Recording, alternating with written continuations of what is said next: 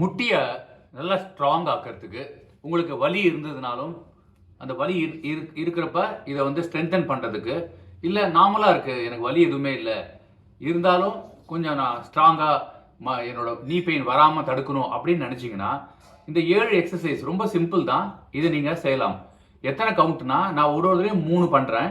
நீங்கள் 10 கவுண்ட்ஸ் பண்ணுங்கள் into 3 sets, அதாவது 30 தடவை 7 எக்ஸசைஸ் பாருங்கள். இந்த ஃபர்ஸ்ட் எக்ஸசைஸ் நல்லா நேரம் நின்றுக்குங்க. ஷோல்டர் லெவலில் காலை வச்சுக்கோங்க.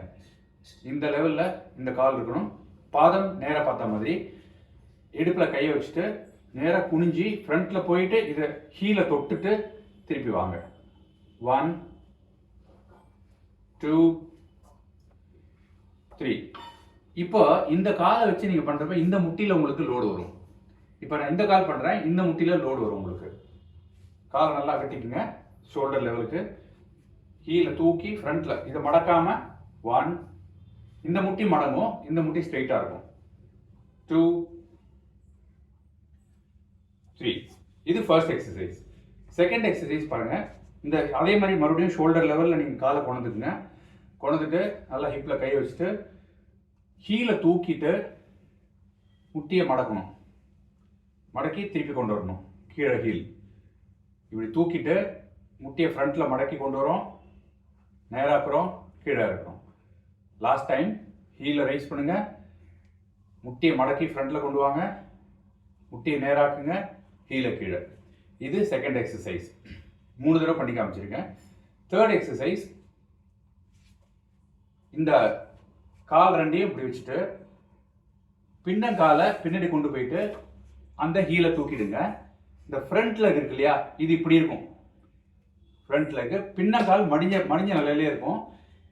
இதுவும் கொஞ்சம் மடிச்ச மாதிரி வச்சுட்டு இந்த ஹீலை மட்டும் தூக்கி கீழே இருக்கணும். 1 2 3. இப்போ இந்த கால் இந்த பக்கம் திரும்பி பண்ணி காமிக்கிறேன் பாருங்க. இப்போ இந்த காலுக்கு செய்யணும். இந்த கால் ஃப்ரண்ட்ல, இந்த கால் பின்னாடி போகிற கால் வந்து டோலாக இருக்கணும். இது மேலே பார்த்த மாதிரி இந்த பாருங்க, இப்படி மேலே இப்படி வச்சுட்டு இப்படி இதை மடிச்சே வைங்க. இந்த காலை பின்னங்காலை மடிச்சே இருக்கட்டும். இந்த காலை மட்டும் அந்த ஹீலை ரைஸ். 1 2 3. இது மாதிரி 10 டைம்ஸ் பண்ணுங்க. இந்த காலுக்கு 10, இந்த காலுக்கு 10. ஸோ 3 எக்ஸசைஸ் ஆச்சு.